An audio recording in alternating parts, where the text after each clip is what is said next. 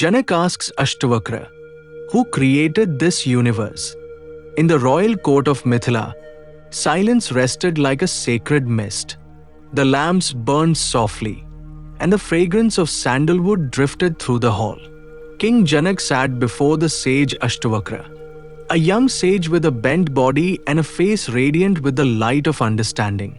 Janak bowed deeply and said, "O revered master, one question has haunted me since my youth. The priests say God created the world.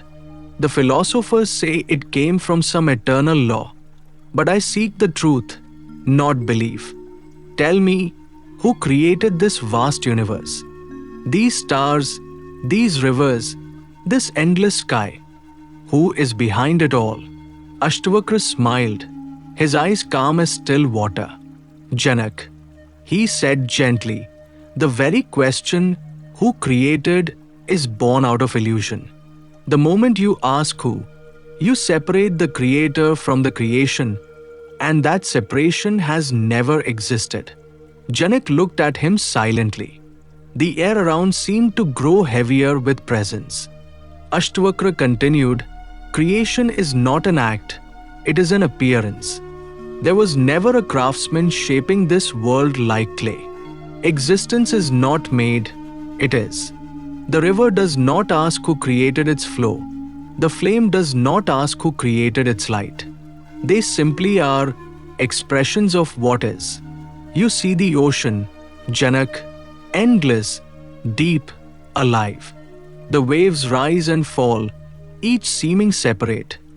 Yet they are only the ocean playing with form. The wave is born, the wave dies, but the ocean remains untouched. So too, this universe, these galaxies, these minds, these forms, are nothing but waves in the ocean of consciousness. The creator and the creation are not two, they are one continuous happening." Janak whispered, "Then, there was no beginning." Ashtavakra smiled. "Beginning and end exist only in the mind. O king, time itself is a thought. When the mind falls silent, time disappears, and with it, all ideas of birth and death. When you are in deep sleep, where is this universe?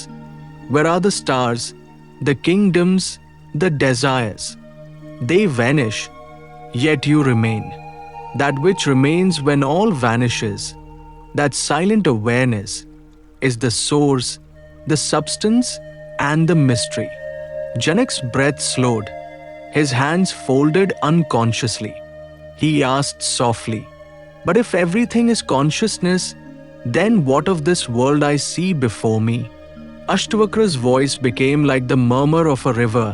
"The world is a reflection, Janak, not a creation.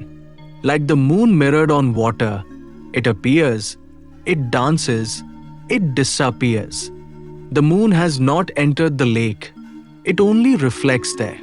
Similarly, all you perceive exists within the mirror of your own awareness. Without consciousness, there is no world, no you, no question. The wise do not ask who created the world, they ask who is seeing it. When the seer is known, the seen dissolves." Janak bowed deeply, eyes moist. "O sage, you have not answered my question. You have dissolved it." Ashtavakra nodded. "That is the only true answer. The question belongs to the dream. Awakening ends it. Nothing was ever created, nothing destroyed. The universe is an eternal play of awareness. And you, Janak, are not apart from it. You are that awareness itself." The torches flickered. A soft wind moved through the court. Janak sat motionless, eyes closed, as if he himself had vanished into that vast silence which has no beginning and no end, the silence from which all creation only appears.